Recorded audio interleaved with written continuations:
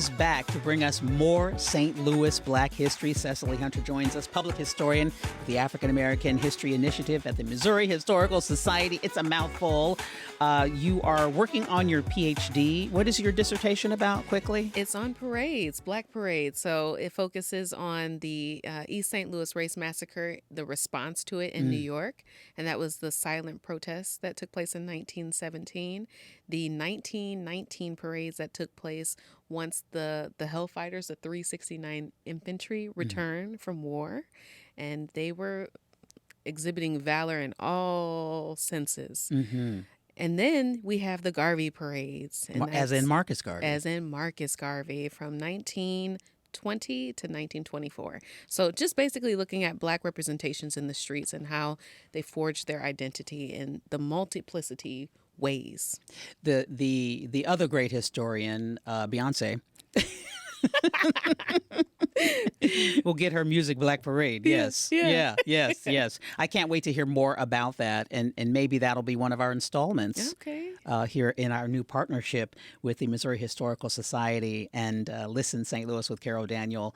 I'm so humbled that we were able to come together and do the very thing that's at the heart of this podcast, and that is to focus on how did we get here, and the here refers to there, and the there refers to who we were and what we experienced historically in the St. Louis region as Black people. And so I want to thank you again publicly for being so willing to bring us your research and to chat about it and to open our eyes and to help us to understand where we were and who we were and how that directly ties to all of this history, directly ties to today. So today you brought information, I'm going to use two phrases, Black settlements and Black codes, but you're going to talk about Brooklyn, Illinois. Yes, certainly.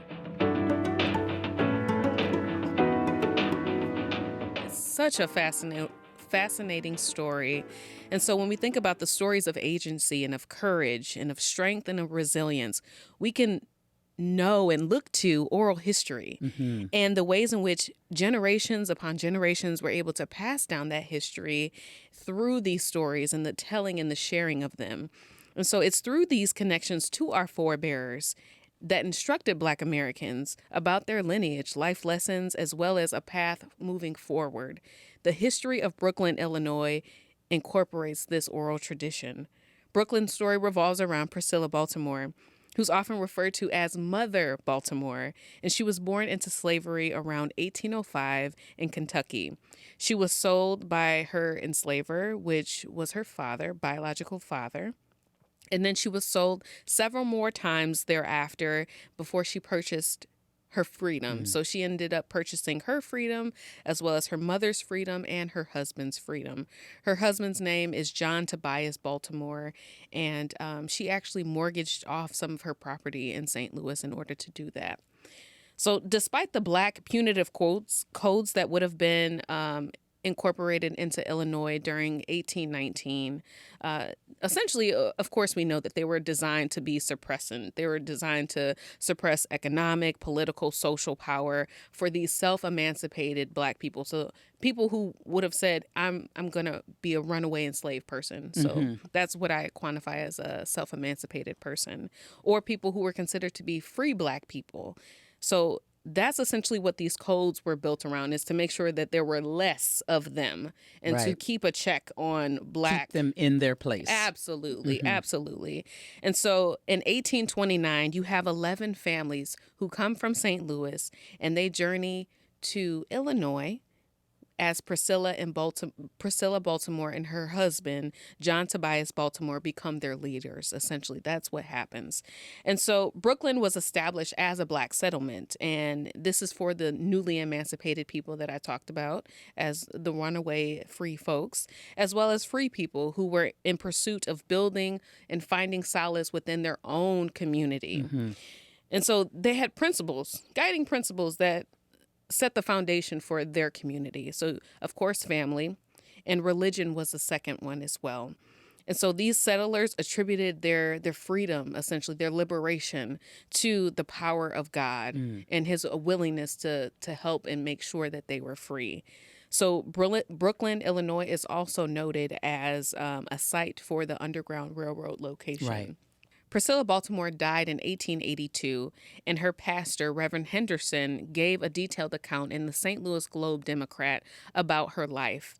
And so he mentioned that she was beloved, and she was. She was revered in her community. And she was known as Mother of the African Methodism in the West. And she was also instrumental in founding St. Paul African Methodist Episcopal Church, which had at its time 2,000 members in 1882. So that's an incredible number of members. And there were some instances where she was actually able to vouch for the transmission of enslaved people who were leaving from Missouri and going into Illinois for a religious service that was actually put on by the traveling AME missionary, Bishop William Paul Quinn. And so the ferry boat captain actually said, well, I need somebody to vouch for them. And Priscilla Baltimore vouched for them and vouched that they would actually be brought back to the Missouri side. So these were slaves. These were enslaved wanted people. To come to church. Yes. And the ferry owner says, wait, now y'all just can't come across this here river. You certainly cannot. Somebody has to vouch for you. Yes. And Priscilla's the one who says they'll come to church and we'll send them back to their enslavers. Yes. I know. It's a stark story, but it's one that's also accounted for in the different source material as well.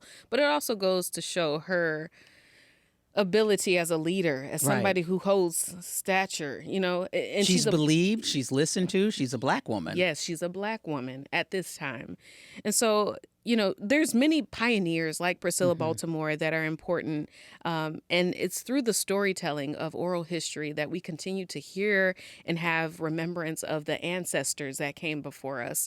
And so there is a connection, though. So in 2024, so just a few short months ago, Illinois State Archaeology Survey actually collaborated with local leaders, and in order to actually be able to see if there were some existing fragments or objects that were connected to that moment in time, to be able to share that this is no longer just an oral history, but now we actually have artifacts to support that history. And so these things, as you say, are very evident in today's society and come up in certain iterations. And this is just one of those ways. I love the notion, and I respect the notion that understanding who we were then and how we were able to navigate then, that we can look back, because you hear people say, if I was a slave, I would have.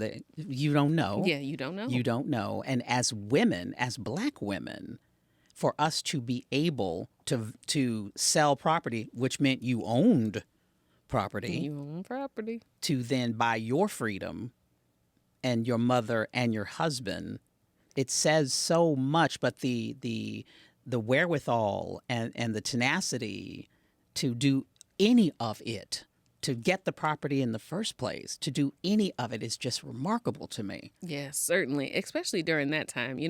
I think when we think about life of an enslaved person, we have this stigma associated with enslavement. But we got to understand that it's a bit more complex here in St. Louis. And so the ways that enslaved people would have been working alongside free people, that certainly could have happened, especially along the river, right? The Mississippi River. We can also look to examples where enslaved people might have been working alongside their enslaver. So this isn't necessarily plantation style slavery in the sense of picking cotton. It's a bit different, but that does not necessarily mean that it's less egregious. Right. And yes, right. Because it very much was. And I make sure that I tell people that enslavement is enslavement anywhere. Right. And so it was still as harsh. And I think even William Wells Brown, he talks about that slavery in St. Louis was just as bad as it was in the deepest of the South. And so I do make mention of that because we can't deviate and think that, it was better in St. Louis when it wasn't. It was not. It wasn't. We go back to your early research that you brought us today, that Priscilla was sold by her biological father. Right. Which meant that he was Caucasian. Correct.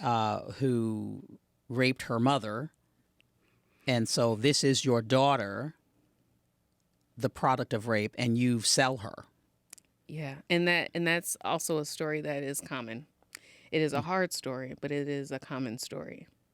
And I think for many of us, and I don't want to speak for those of you who are watching, I will just speak for me then, that I've always wondered about the humanity and then what that did for the generations that followed Priscilla's enslaver, who was her father, who raped her mother.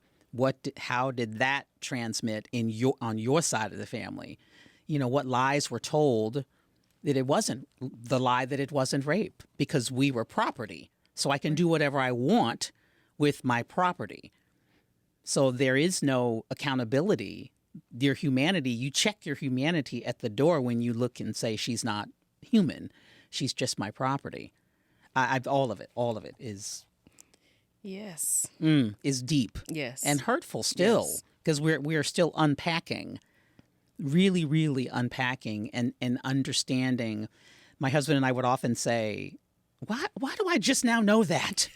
Why do I just now know that happened? Yeah. Right. Yeah. Right. And it's that knowledge that we have to continue to instill and share and keep that in the collective memory of those here in St. Louis and even across the nation and world, because those are the stories that often get overlooked. Right. But those are the stories that we should continue to share.